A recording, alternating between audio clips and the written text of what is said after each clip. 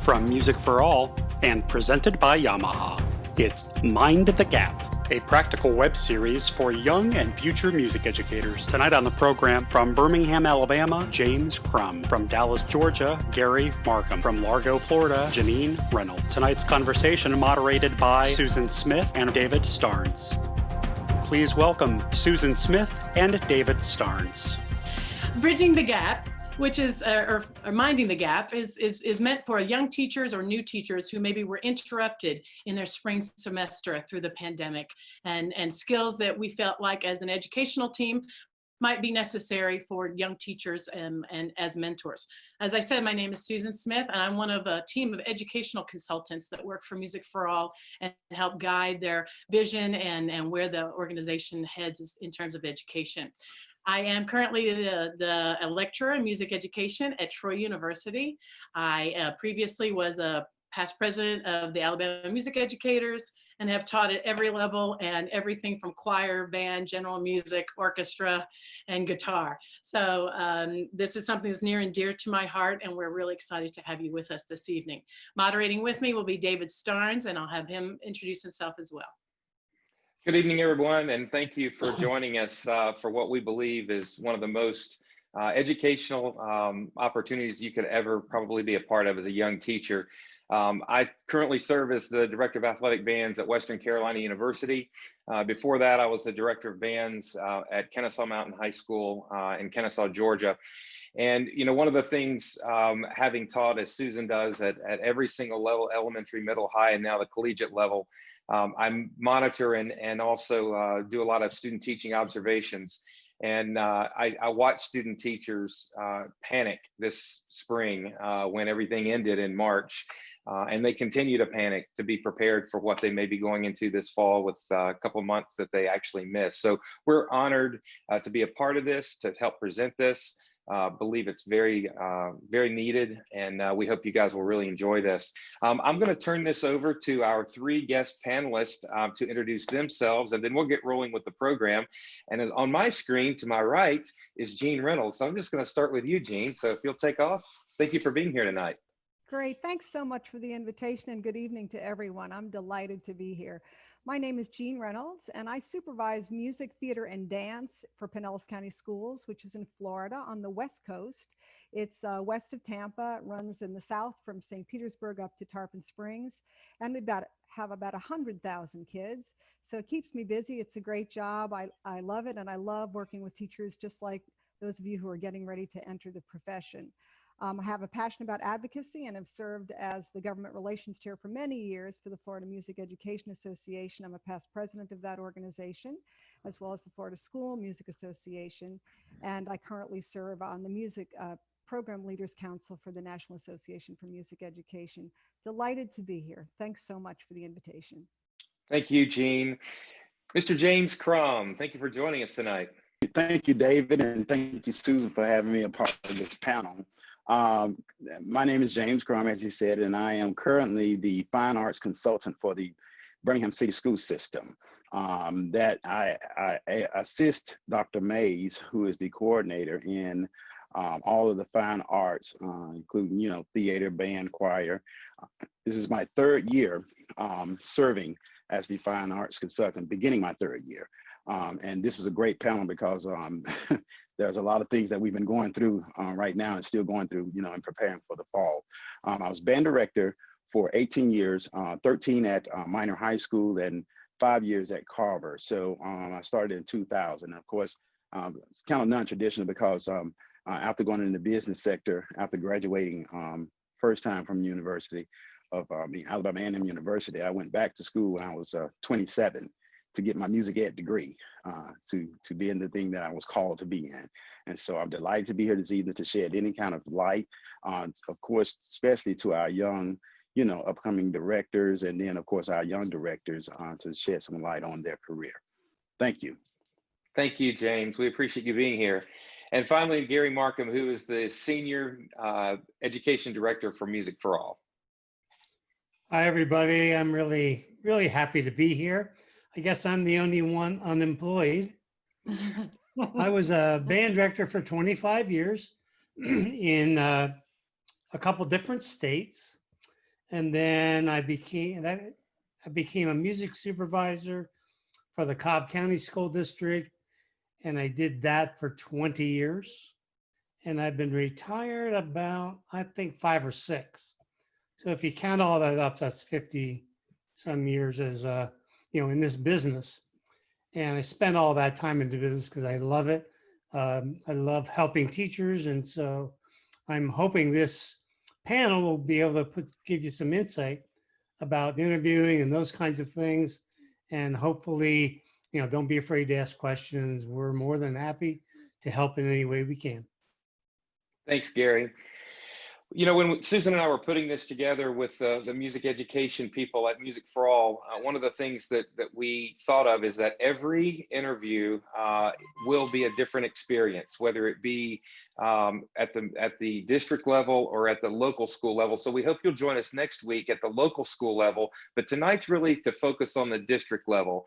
When you go to that music and arts supervisor, or whether it's the HR interview, you sometimes have to pass that one before you're even into the local school. And so we wanted to tier this in a couple of different ways. So I'm going to post this out there to the panel, and I'm going to let you guys run with it. But as you interview young teachers, think of a couple of things that you could share with our attendees that you look for, whether it's cognitive or whether it's pedagogical, or the things that you're getting feedback from them in the interview, and how you kind of steer an interview. I think that might be a really interesting take on the interview process and what you're looking for and what red flags go up for you. So any of you guys want to jump in? I'd love to hear your feedback. Well, first, I would like to say that there are some prerequisites before you even go into the interview. One of the things that I look for is, have you done any research on the school system before you go out? The school system, the local community.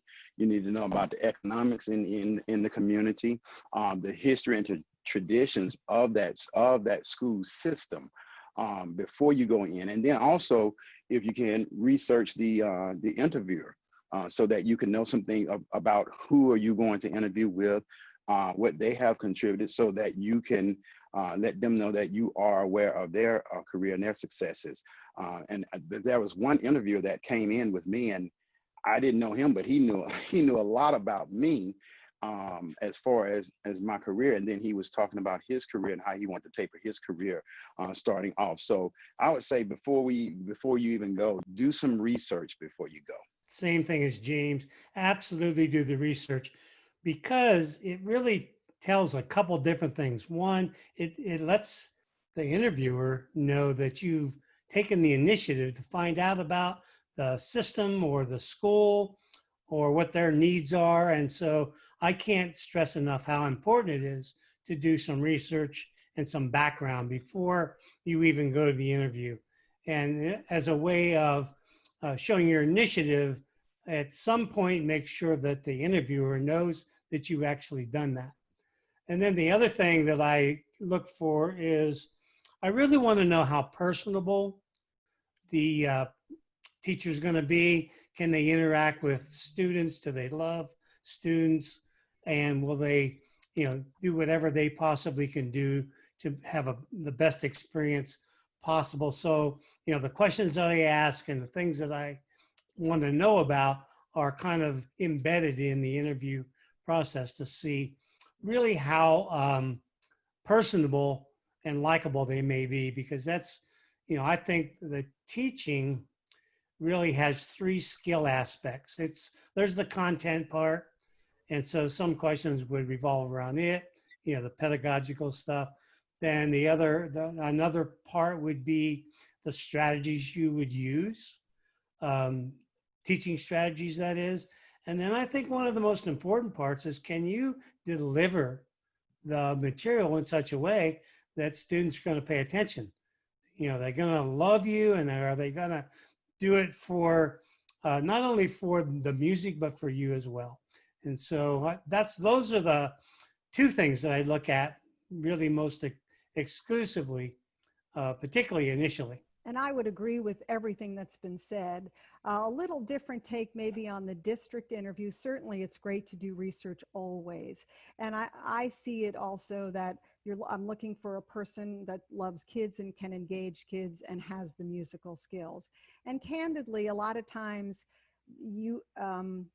I will just say I might screen that by a resume before you get there, because I'm going to be able to know some things about you musically, just about your background. So what I want to see is how engaged you are. How are you going to engage with kids right away? Are you going to bring the skills that we need? But the piece I wanted to say about the district, at least in my perspective in my district, and it may not be true of others, but I know it's true of some. The district interview is where you'll find out some things that you will have done your research, which was great advice, but I can provide more for you about the schools that you might be going to. And that's what the advantage you'd have before you get to the school interview. And it's not that principals are going to lie to you, but candidly, they're not going to know some of the musical things. So they're going to tell you something that may or may not be true.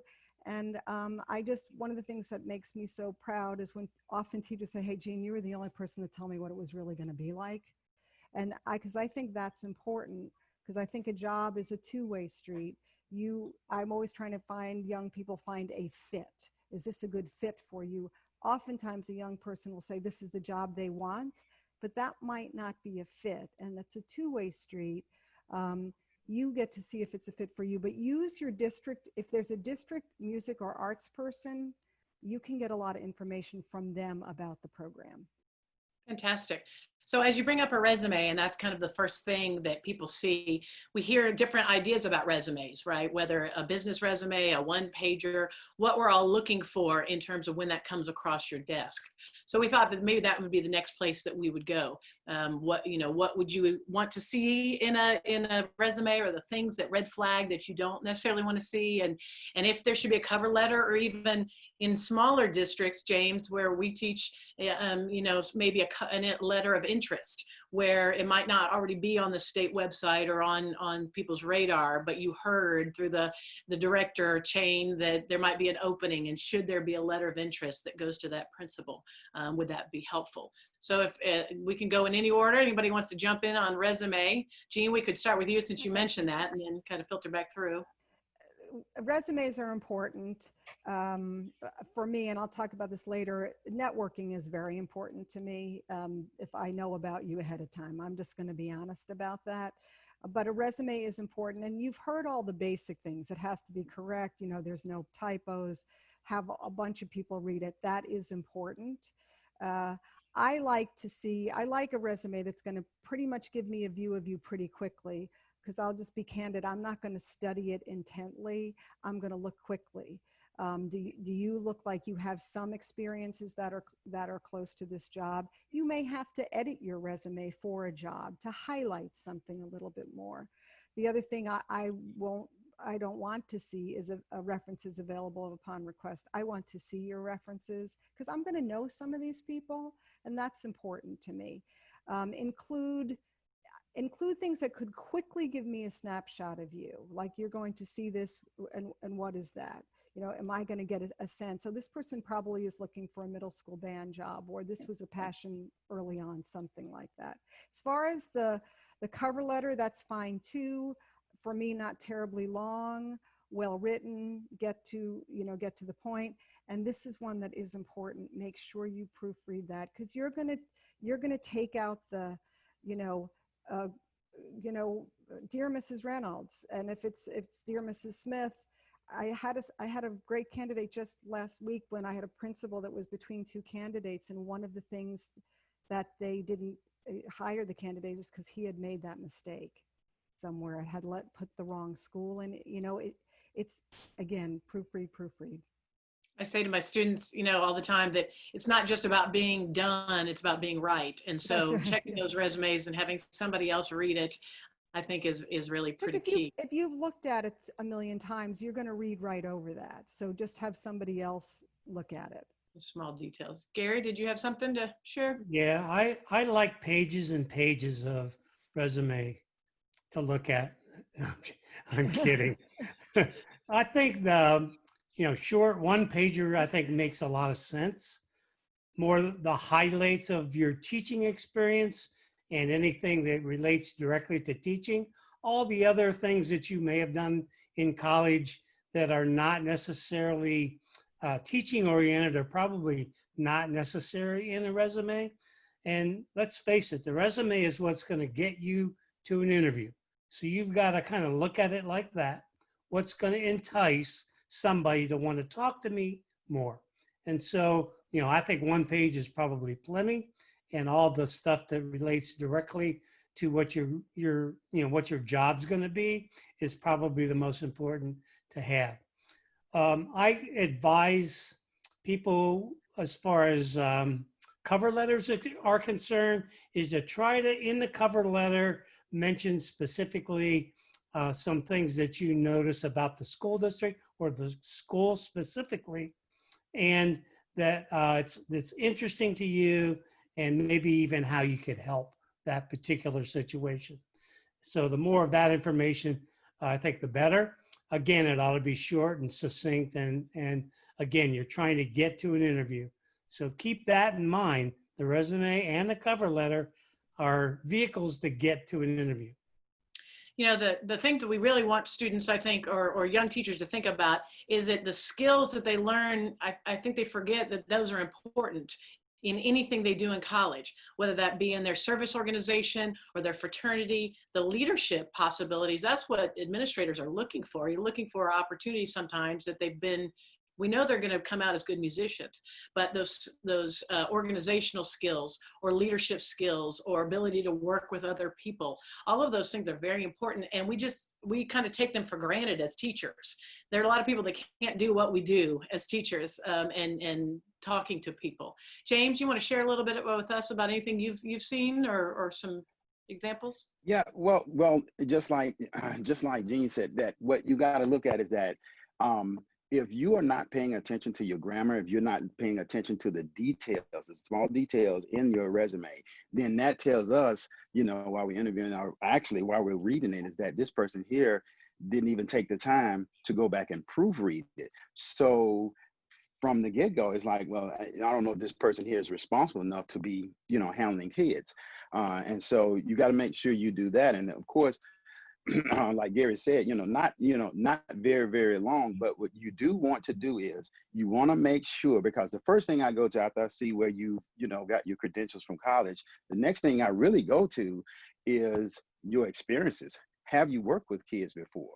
I'm not saying that we wouldn't hire anybody that didn't have an experience with kids, but if you went out to a high school band or middle school, classroom, and you've helped with sectionals, those are very important, because then that lets us know that you've been in a classroom situation and you have worked with kids. And so you kind of have an experience of developing a rapport with kids. And then after that, when we see that on the interview, then I'm asking you about your experience in that setting. And then that lets me know, can this person here, I think this person here would be a good fit at this school. And so we'll call that principal and say, hey, this person here is a fit because they've worked with at a middle school, because they've worked with a lot of middle school kids before.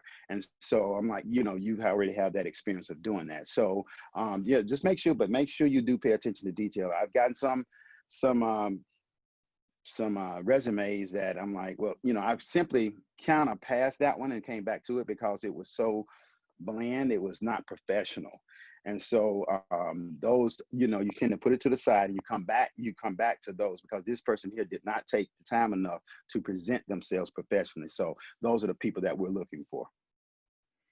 Those are phenomenal answers over here. Go ahead, Susan. Sorry. Yeah, I was just going to follow up on the one resume thing before. I think we're going to head to interview ideas.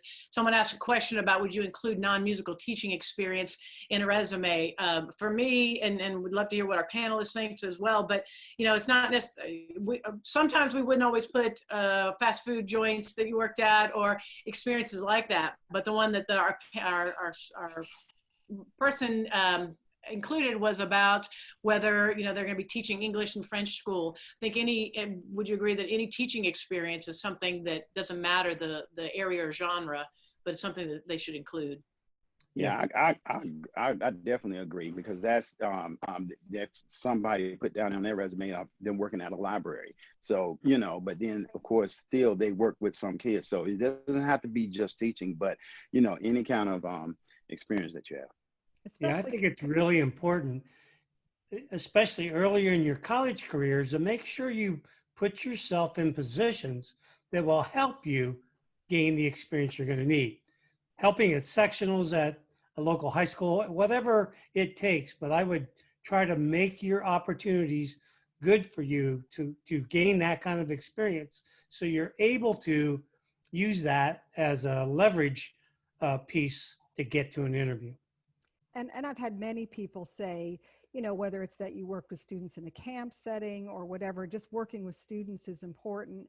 And if we have any participants on the line tonight who are not immediately going to graduate, I'd like to say also to students, you are already making your career. If you're just a freshman or sophomore in college, all the things you do, you know, those are people you're going to build relationships with. People are going to talk about what you're doing. So, you know, you are part of the profession and we're thrilled to have you. It starts early. So any of those experiences you can have are really helpful.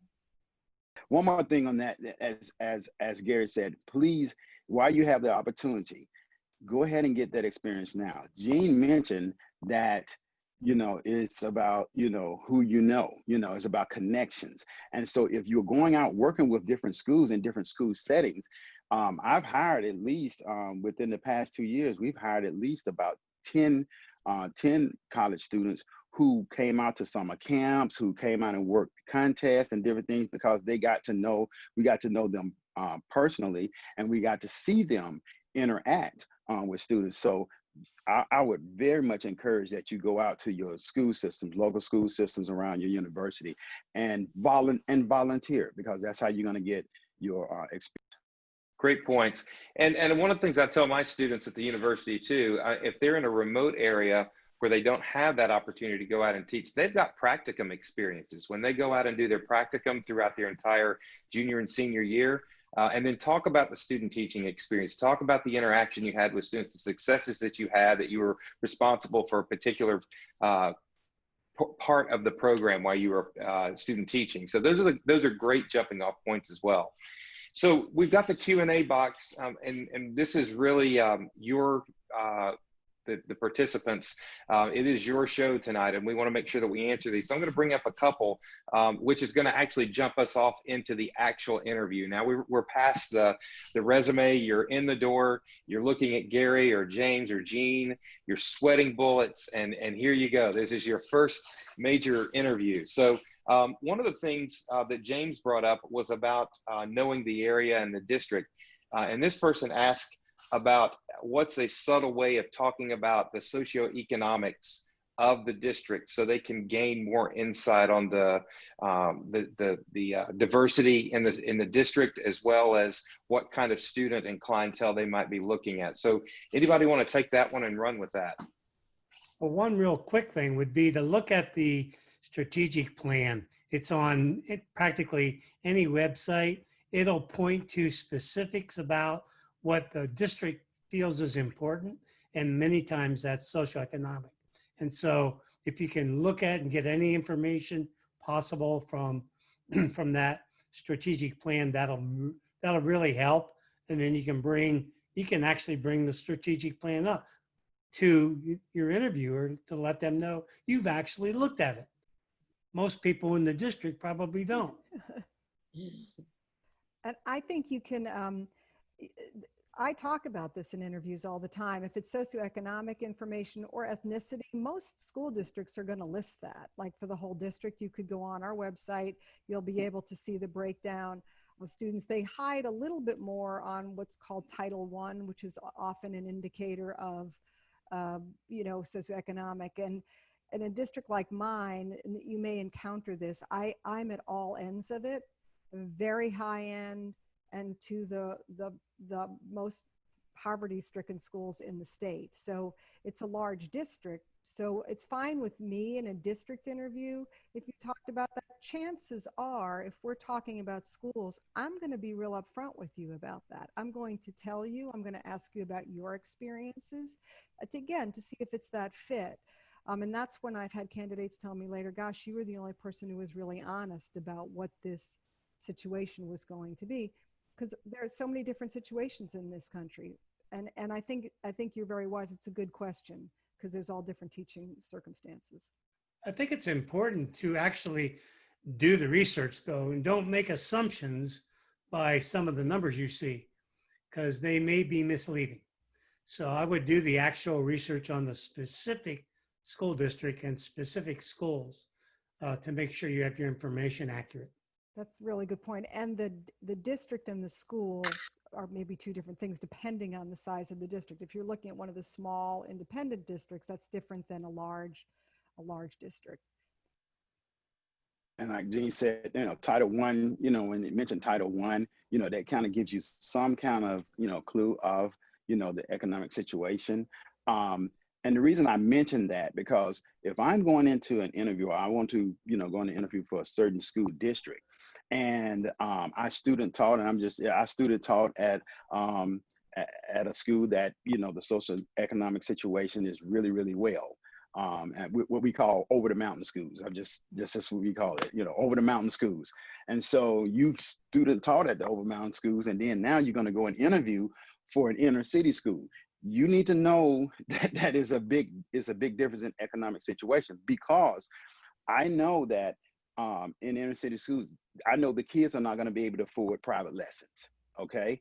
Whereas if I'm an over mountain school, they it's sometimes required for them to get private lessons. I need to know that, because if I don't know these things, I get into a teaching situation and it gets frustrating because I don't have the economic resources that I thought I would have to build this great program that I want to build. So before you go in there, if you know that this is the economic situation here as far as an inner city school, then now I can pool different resources. I know I have to do grants. I know, there are certain things that I know that I'm gonna have to do before I go into there, instead of me going in there blindly and getting frustrated and then, spend my career jumping from one school system to another. Yeah, it's important that you have some solutions. And if you don't just assume it's a particular way, but if it is, then have some solutions in the back of your mind that you can use or utilize or explain that will be helpful in the situation. Great points, everybody. So I'd like to do kind of a mock interview with them actually watching what you are observing, and I'm going to lead you guys these questions, panelists, just so you can kind of to reflect on this. But what are some of the triggers that you pick up in an interview regarding body language, regarding the nonverbal communication that you're picking up from people? Because sometimes that can steer your questions, actually. Engagement of the person that's across the table from you. What do you look for from a professionalism standpoint if it's a young teacher, they've not really gone through this interview process, or they want to lead the conversation more of a social chat versus a pedagogical professional chat? So let's go down that rabbit hole, just so we can see what you would recommend to people. What I would do, there's a couple of things. You've asked a few things. I want to unpack them on the body language those kinds of pieces. First of all, I want to reassure many people on this call, I will understand that you're going to be nervous. Like that's fine. So there's a couple of things that you can do to calm yourself down. Make sure you leave yourself plenty of time to get there. You're not hurrying. Do all the things that you can do to make it easiest on you. The other thing, this may come later, but you can be pretty sure the first question will be something about yourself, so you can calm yourself down. Again, on that, you can practice that. You could have a mirror so that you get comfortable. My particular thing is, just because it's the season of interviewing, is knowing how to give enough information on a question so it's not too short, but it's also not too long. I mean, one of the things lately, like you would just watch me if I'm going, okay. And I start pushing back. It's like my body language. If you are not, I can't tell you, it's on a phone interview, I would understand you're not getting it, but I've done video ones the past few days that last week that I couldn't even interrupt the candidate. So, and I assumed it was nerves, but try to watch the person that's interviewing you. That will give you clues when you're having a hard time finishing a question, like, well, move on. My approach at the district level is I have some questions, so you will know that I'm going to be asking questions, but unlike a school panel interview, which it sounds like you'll be handling next week, I'm going to probe. I'm not going to stop at the question if there's something else that I need to ask you. So listen. My other advice in an interview is it's fine to have a piece of paper or something if you're nervous and you want to jot down notes if you can't remember the question. All of that says to me that you are paying attention and that you're interested in doing this. So and the last honest piece I'm going to give you, because it was interesting that you've asked about body language. This is self-reflection on my part. There's a human nature about making a judgment quickly, and I'm aware of it in myself. It comes very quickly. It's like a minute, 90 seconds. And I always have to say, put that behind you, Jeanne. Let's just keep going. But that first, hi, nice to meet you, all of that is important. Smile, also, we didn't even get into how you dress, but all of that stuff is important. Have somebody look at that interview outfit. That says to me that you're interested. So there's so many things on this piece. Be prepared, be ready to put your best foot forward, and understand we know you're nervous. That's okay. Jeanne, before we leave that, I think that's a really good point, because I didn't even address the entire part of it. But when I've done mock interviews, or when I interview student leadership candidates in my program, that's one of the first things I tell them, that you come in with a cover letter, a resume, and professional dress. It's amazing what some people think is professional dress and what others don't. Can you identify, and maybe we just go there, because I think that would be a great point that you brought up. Well, we do a thing in Florida, all the supervisors, when we talk to our collegiates, it is a fairly, I hate to say it, fairly conservative outfit. If young ladies, it could be pants or a dress. There's nothing that looks like you'd be going out in the evening. You don't need to spend a fortune. It's always okay to be a little over if you're going to have a tie or a jacket or something. What that's saying is this interview is important to me. I thought about this. I would have a respected teacher or somebody, if you have to just send a picture, would this be appropriate? Because I've had people come in, not a lot, but over the years, where it's like, oh my goodness, what were they thinking? That's the easiest piece, dress well, get there early, find a place to calm yourself down. All of those pieces are important. I mean, I've had a gentleman colleague in another district who said he has been so uncomfortable with some young women's attire that he didn't know where to look in an interview.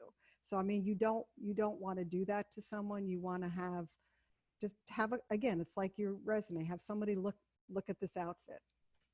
Gary or James, do you want to talk about body language or nonverbal triggers that you see? I want them to act comfortable around me at all times. And I get that they're going to be nervous, but I tried my very best always to make them feel comfortable so that they can relax and the interaction be as cordial as it possibly can be given the circumstance. So the body language part of it for me is important. I watch it. I mean, I'm not really making decisions on body language, but it tells me a lot about their demeanor. And it will tell me a lot about what they will act like in front of a class. And so that part of it is important from that standpoint. One of the body languages that all of us on the panel, I can see all of us doing, and it seems like we are engaged, okay, and we are interested.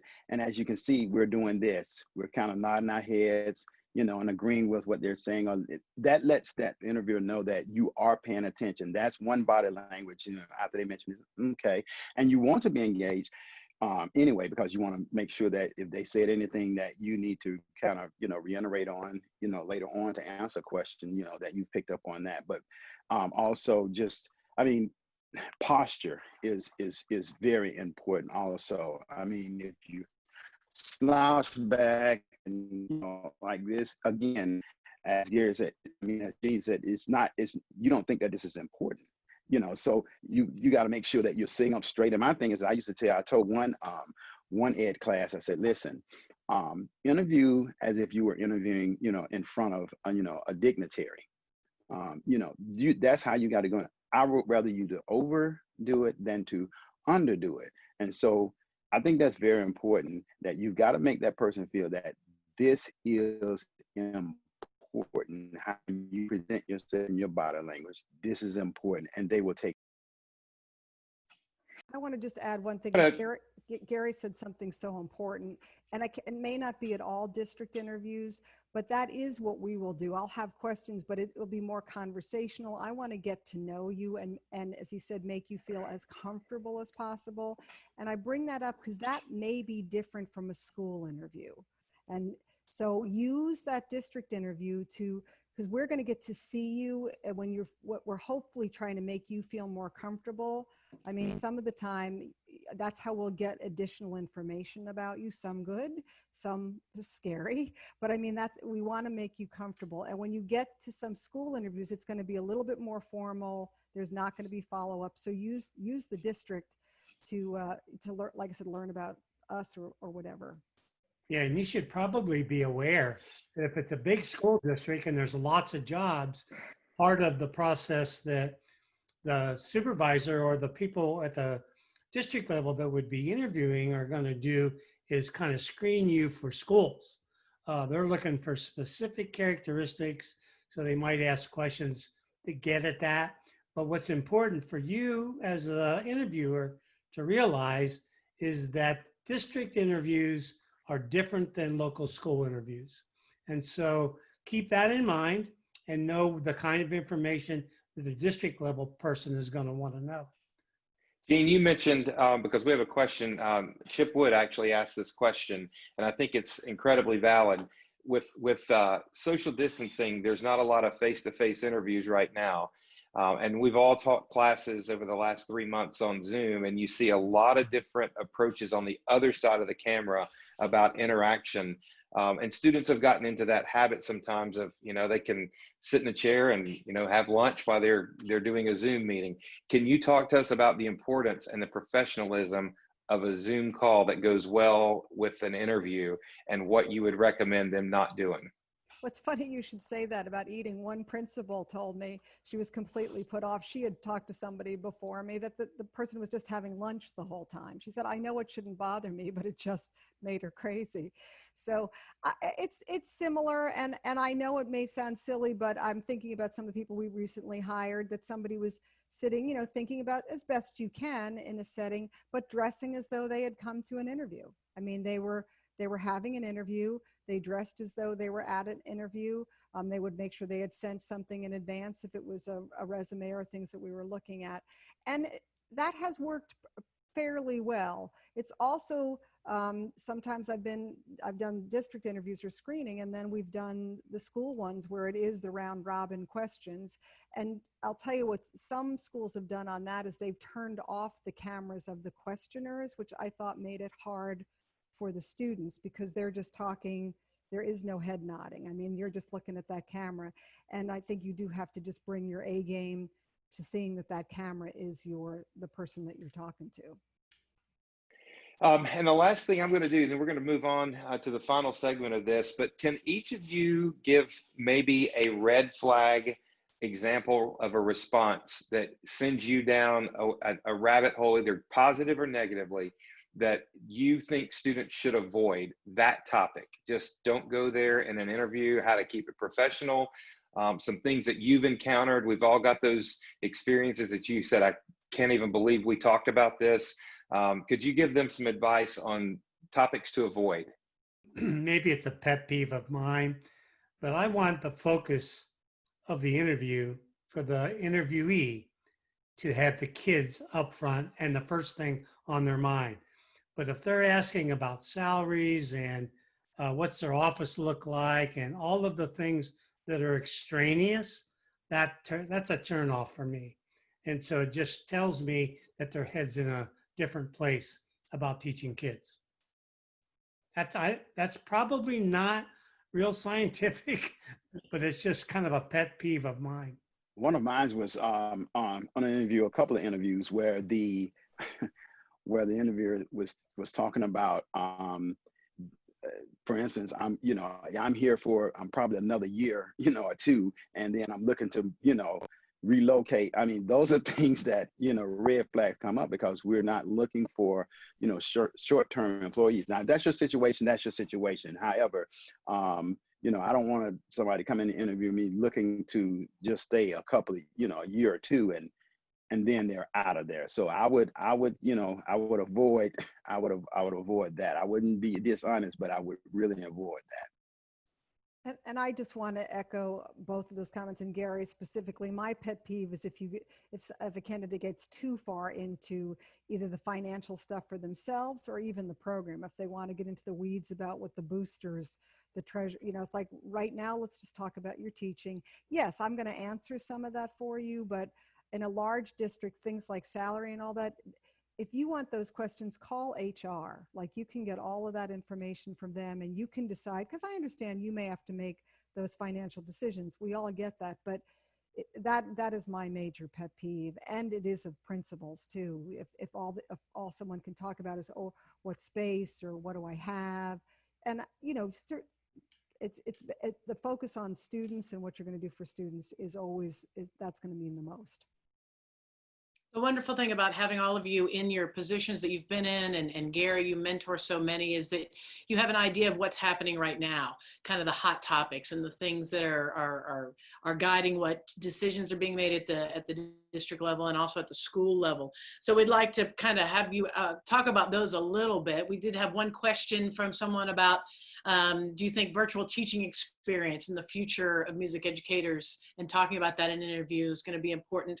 So obviously in using instructional technology, we've gone from 0 to 100 miles an hour here pretty quickly in schools. The idea of social emotional learning, which we know is on the mind of many legislators as well. And then again, just preparing for what's going to happen in the fall. This group of student teachers and young teachers is going to be unlike any other, unprecedented, as we say, because they're going to you might start teaching kids you've never seen before online. And we have to be prepared for that. So maybe if you could each talk a little bit about each one of those and where you see, and if there's other topics that you think are going to be key, and then we're going to bring it back around because we have so many questions to answer from our participants, which is wonderful. So any hot topics you think for right now? I don't know if you have to get into the weeds about the technology piece of learning, but you ought to make sure that the interviewer knows that you know about it. You don't have to get into the explanation of it all because you never know. I suspect that after this COVID thing is over, teaching is going to change to the point where it's going to be very blended between technology and live teaching, both, because I think people have learned so much about it. And so the fact that the interviewer knows that you know, I think is important. And I think the other thing is to really make sure they know you care about kids.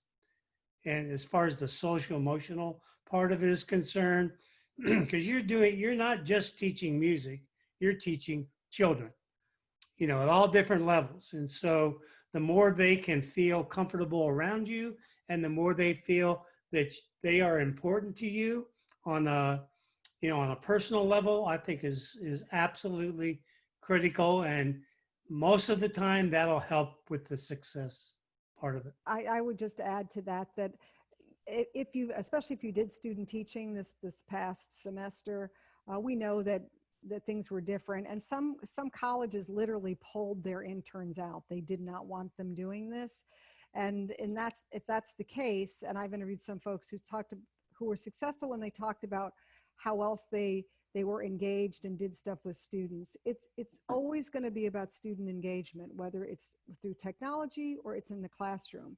And it will mean something to me to hear about that, you know, it was important to connect with students, and these are the kinds of things we did. And should we have to be in the virtual in the future, here are some of the things I might do. As we said, you don't have to be in the weeds. You just have to be prepared. And prepared at looking at it differently. What would matter to me is if someone came in with, you know I may not have my entire band, so I'm looking at some literature and I have some ideas about some chamber groups, and I just know it's important for kids to be engaged. And I know it might not matter the piece that they're playing, but it is important that they're making music and they are some part of a connected community. You know, you have to speak to that. That is what's going on. And when I get the chance to talk to pre-service teachers, I am in awe of you, because you're going to take us to 2050. And we don't know what that looks like. But you have to be able to let me know that you're ready to do that. James, do you have anything to add? It's so important that you do know the latest technology, because that's one of the questions now, Jeanne, that we're adding to our interview questions is how familiar you are with the different systems, because that right now we've got to do both. And then they're anticipating, of course, whether you have to do this again. So you've got to be well versed on that. So make sure you are. And most kids that are coming out of college now, they're well versed, well more versed than we were, with technology. But that is important, and that is something that you want to probably kind of highlight, when you are presenting yourself, because then that is right now, that's really like an attention getter. If you kind of highlight that. And so you want something for them to light up, light us up. Oh, you're talking about this. Well, I didn't know about that. And, and that kind of lets us know that you're into technology, and that kind of grabs our attention as of now. Before we jump to the questions, I think David will take us there, but I want to take advantage of the fact that we have music supervisors, and to get a little bit of your thought on away from the interviewing and towards many people are frustrated right now because they're going to have to not be able to teach their ensemble name, and ways to teach, to know what it is, the subject we teach, that music is at the core of it. And if there aren't contests or ratings, are we still valid? I think that's what scares people, is that if I can't have a band together, am I really a band director? Am I really a choir teacher? So any words of encouragement about what their curriculum should look like if we are online this year? Well, I think you can do band. In fact, I got a video of a virtual band just yesterday morning from a friend of mine who had his entire wind ensemble on Zoom, and they played a piece. So it's certainly possible. It's certainly not the same experience, but you may not have any other alternative except that. And so I think be prepared to do those kinds of things, and whatever's necessary. Alternating instrumentation is helpful, whatever it takes to make it happen. Because in the end, it's the kids' experience that you're trying to provide for. And that could be all virtual, or it could be, partial instrumentation. Whatever it is, you got to be prepared for it. And so, thinking outside the box, so to speak, is probably the way to go. Awesome. Anything from anybody else about teaching music as opposed to teaching the ensemble name? Jeanne, do you have? I think you have to, when we talk to people, I do a summer institute in Florida, and as we think about music education changing, sometimes that makes people really uncomfortable. But when they dig deep, and I see this in interviews when I ask my first question, what mattered to you when you think back on your experience? It's usually 2-3 things. It's the teacher. Oftentimes I hear it was a person. It was the music that spoke to people's soul, and it was the community.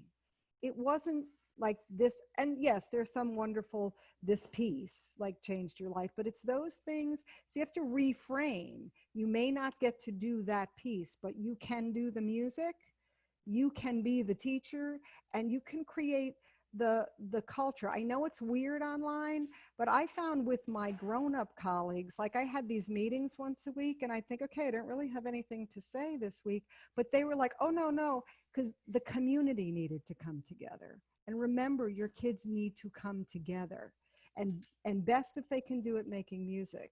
So you're going to have to figure that out, and the music may look different. I mean, we're all working on that right now, because my district may allow some parents to choose a 9-week letting kids stay at home. Well, then your ensemble, some of them might not be there. So we're going to figure that out.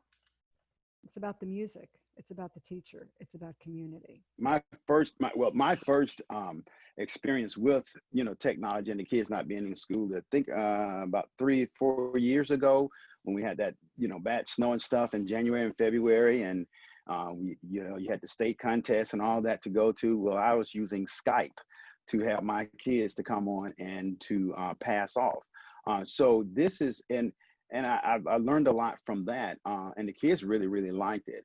Going into the fall and even this past time, a lot of the teachers that I've spoken with, they came up with a lot of great things on teaching remotely. And some of them said it was a little bit even easier to teach the fundamentals, because then a lot of times they would spend time one-on-one with the students and giving them instructions. And so it's still going to be, different. It's going to be different, but you still can, be an educator, music educator, even doing it remotely, just like now. You're learning a lot about interviews and things like now. And it's a little bit better now, because guess what? You don't have to travel. We don't have to travel. We're all here together, remotely online. This would have been very tough to do, if we hadn't had this type of technology. So be encouraged, and then remember that this is not gonna last always. Okay, so it's tough coming in, but you're coming in on a tough part, and you're learning about this remote, because as they said, it's going to change education, period. So you're coming in at a good time at the change. One of the things as we wrap up here, and it's perfect timing as an interview too, as you wrap up an interview, a lot of people are asking the question, what are those questions that, everybody should come to an interview with a question, at least one, but what are those questions that when they ask those questions of you, you feel like that interview has gone 360? You feel like very confident with the whole process and the way they wrapped up, and the maturity of that last question. What are some of those that you would recommend that you would like as an exit question from the candidate? One of the questions I'd love for them to ask is, what are your expectations of me? And so, and by them telling you their expectations, it's letting them know that, listen, you are very serious about it. You want to know what we're expecting, because if you don't know what first of all, the district is expecting of you, then again, even if you're hired, you're still spinning your wheels, because you don't know the vision, and that's one thing. You ask them what their expectations are. What is your vision of the fine arts for this school system, period? Because you want to show them that you want to be an intricate part of developing the students in the district and moving the district forward. Gary, anything on that one? I just want to commend James, because I think that's perfect.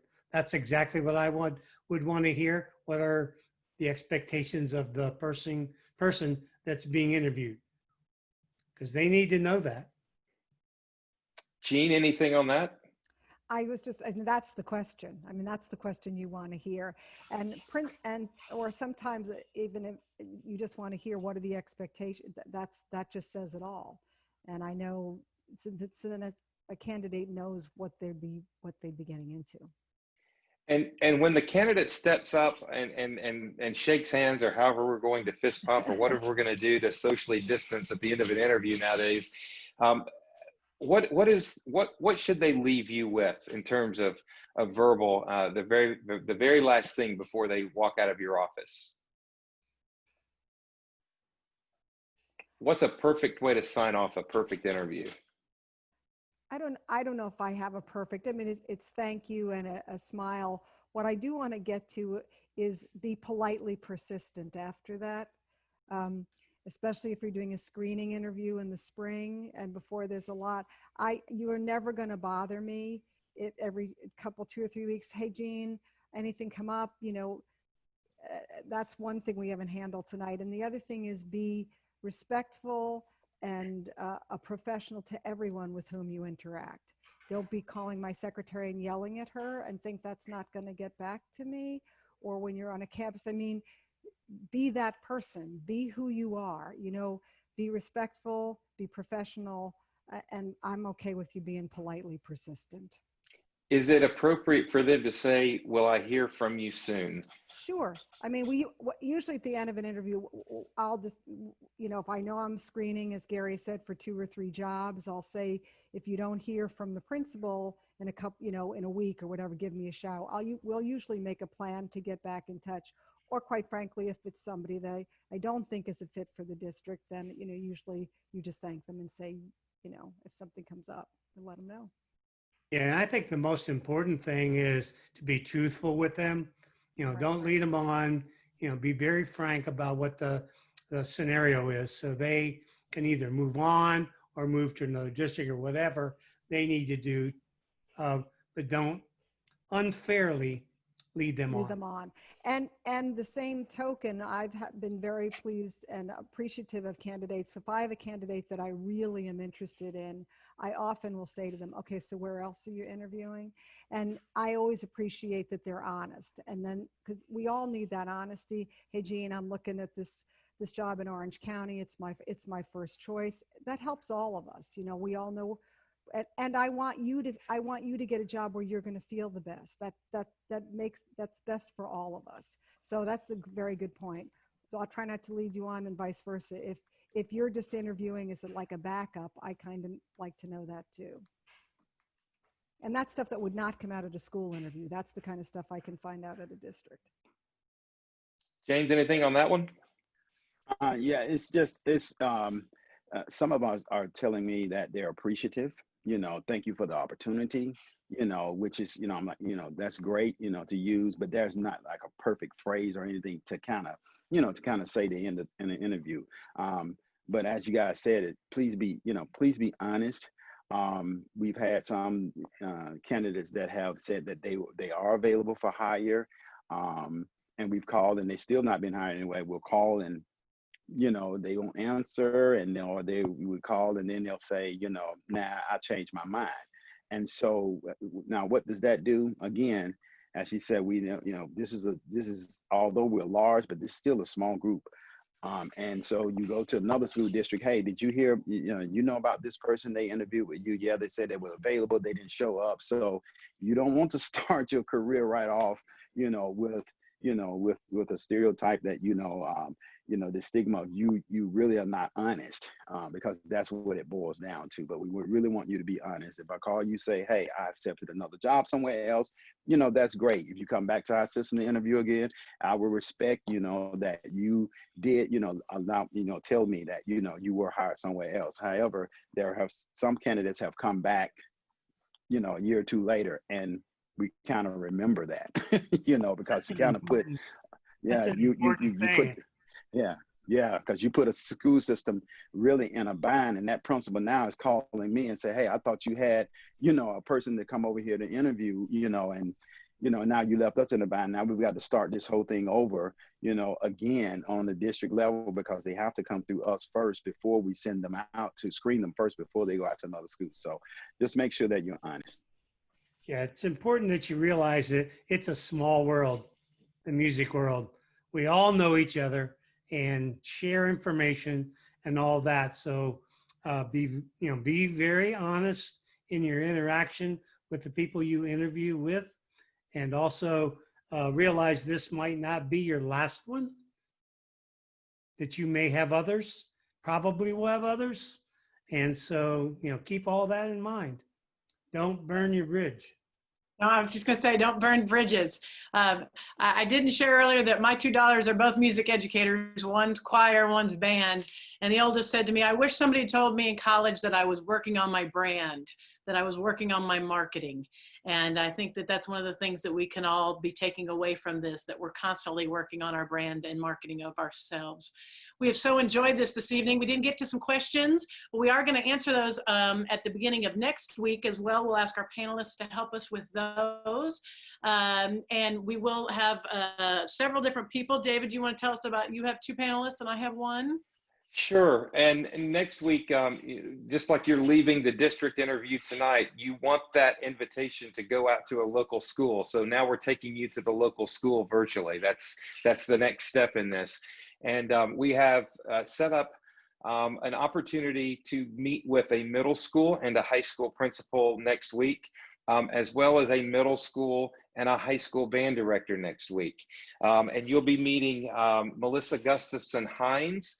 She will be the high school band director that will be involved, and Dr. Charles Jackson, who's a middle school band director, but also a college professor at Kennesaw State University now.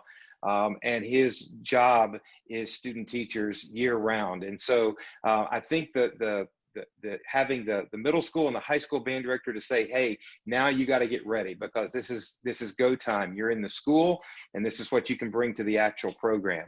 Susan's going to tell you about the principals that we have lined up. Yeah, we have several coming. Middle school principal from the Atlanta area, Dr. Broadhead, will be with us from Fayetteville, Georgia, and also Gabe Musella, who is a former band director and now is working with UIL in Texas, is one of the vice presidents of UIL, and it helps kind of forge that. So we're very excited about the in-school or on-site interview process. And David and I are both available through Music for All, and also even through our Facebooks. We'd love to answer more questions for you. This is what we envision to help students and young teachers know where they can go for questions and answers from mentors, because everybody wants you to be successful in what you do as a teacher. Your administrators, fellow teachers, your colleagues, and the people that are on our panel tonight. So we would like to thank all of you for spending this time with us. Gary, James, and Jeanne, thank you for taking your time. David really spearheaded all of this and kind of brought us all together and pushed forward with Music for All. And we've all gained so much from Music for All. They really do guide what it is that we all do in every day. So don't hesitate to come to us for more things that you need as teachers. David, do you have anything for us as we leave? I'm just so thrilled to see the number of people that are out here. And if you guys can go back and invite your friends, this is going to be a 2, 3, 4 month long series that we're going to get into all kinds of curriculum stuff. We're going to get into how to choose literature, how to prepare a score, how to market yourself, the professionalism aspect, how to get a part of the community. It's going to be a long 3 or 4 month series that I think is going to take you to another level professionally. I don't know about you, but I wish I had this when I was first starting out as a teacher. I burned my hand a lot of times on the iron, and we're going to help you not to do that. So thank you for joining us tonight. Again, thank you to our panelists. Thank you to Music for All and the team that put this together. Maddie Fitzgerald, Haley Mack, Cecily Yoakum were very instrumental in this, and James Stevens, who's been instrumental in making sure this whole thing happens. So thank you, everyone. We look forward to seeing you next Tuesday night, July 7th at 7 p.m. Good night.